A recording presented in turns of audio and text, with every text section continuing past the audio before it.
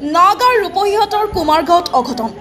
পানীত পৰি খলিল সমাধি 2 বছৰীয়া কন্যা শিশুৰ ঘৰৰ ওচৰতে খেলি থকা অৱস্থাত পানীত পৰি মৃত্যু হয় দেৱ শিশুটিৰ আবেলি 4 বছৰৰ পৰা নিখোজ হৈ আছিল শিশুটি পৰিয়ালৰ লোকে বিচাৰ খোচাৰ কৰি ওচৰৰে পুখুৰীত মৃত অৱস্থাত উদ্ধাৰ কৰে শিশুটিৰ পানীত পৰি আকস্মিক মৃত্যুত কান্দোনত ভাগি পৰিছে পৰিয়াল লোক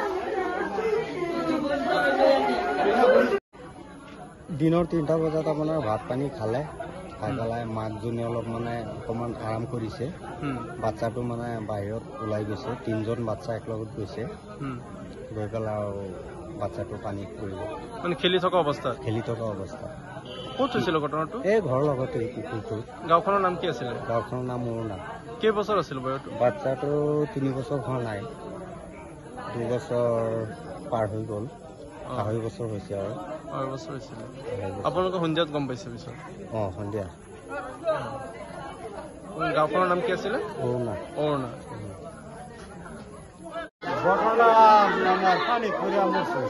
পানীত পৰিছিলে কেইবছৰৰ বাচ্চা 2 বছৰ ক'ত হৈছিলে ঘটনা কুমাৰগাঁৱত কেতিয়া হৈছে 4টা বজাত কি ছোৱালী নে ল'ৰা আছে ছোৱালী